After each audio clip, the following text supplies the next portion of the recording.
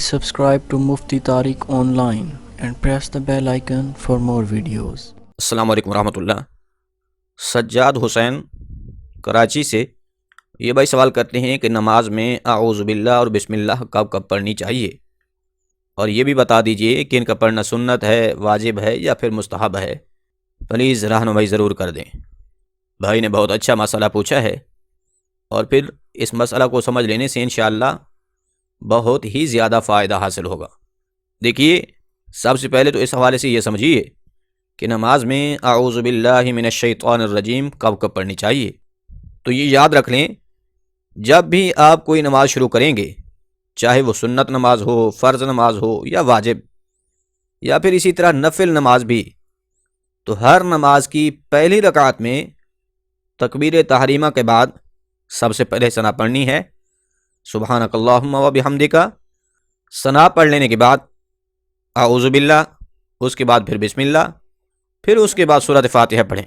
تو پہلی رکعت میں ثنا پڑھنے کے بعد جب آپ اعوذ باللہ من الشیطان الرجیم پڑھ چکے ہیں، اس کے بعد پھر پوری نماز میں چاہے آپ 4 رکعت پڑھ رہے ہوں یا پھر 2 رکعت یا اسی طرح 3 رکعت وتر ادا کر رہے ہوں، جتنی بھی رکعتیں آپ پڑھ رہے ہیں، دوبارہ اس نماز میں اعوذ باللہ کو نہیں دہرانا، صرف اور صرف تکبیر تحریمہ کے بعد ثنا پڑھ لینے کے بعد پہلی رکعت میں اعوذ باللہ کا پڑھنا سنت ہے، اس کے علاوہ کسی بھی رکعت میں اعوذ باللہ کو نہیں دہرانا۔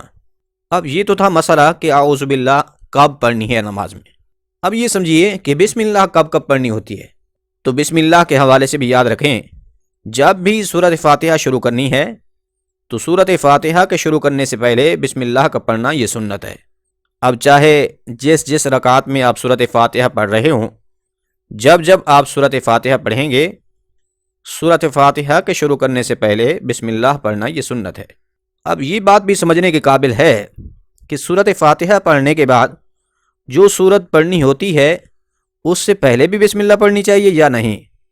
تو اس کا جواب یہ ہے کہ جب آپ سورۃ فاتحہ کے بعد کوئی دوسری سورت شروع سے پڑھ رہے ہیں، جس طرح کہ اکثر لوگ جو ہے 30ویں پارہ کی مختصر صورتیں پڑھتے ہیں، یعنی کہ سورۃ الاخلاص، قل هو اللہ احد، یا پھر انا اعطیناک الکوثر، یا قل اعوذ برب الفلق، یا اسی طرح قل اعوذ برب الناس وغیرہ، تو ان صورتوں کو زیادہ تر لوگ پڑھتے ہیں۔ اب اگر آپ کوئی صورت شروع سے پڑھ رہے ہیں، مثال کے طور پر قل هو اللہ احد ہی کو لے لیں، تو پھر اس وقت سورۃ فاتحہ کے بعد دوسری سورت شروع کرنے سے پہلے بسم اللہ کا پڑھنا یہ مستحب ہے۔ پھر سے اس مسئلہ کو سمجھ لیجئے کہ اگر سورۃ فاتحہ کے بعد آپ کوئی ایسی سورت پڑھ رہے ہیں جو شروع سے ہے، مثال کے طور پر قل هو اللہ احد ہی پڑھ رہے ہیں، تو پھر اس سے پہلے بسم اللہ کا پڑھنا مستحب ہے۔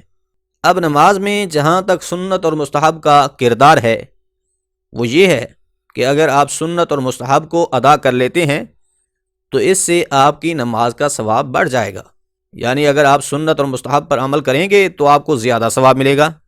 لیکن اگر ان کا آپ پڑھنا بھول جائیں گے، بھولے سے ان کو چھوڑ دیں گے، یعنی کہ سورۃ فاتحہ سے پہلے کوئی بندہ بسم اللہ پڑھنا بھول گیا، تو اس سے آپ پر سجدہ سہو واجب نہیں ہوگا، کیونکہ اگر سنت رہ جائے تو اس سے سجدہ سہو واجب نہیں ہوتا، بلکہ اس وقت بغیر سجدہ سہو کے نماز درست ادا ہو جاتی ہے۔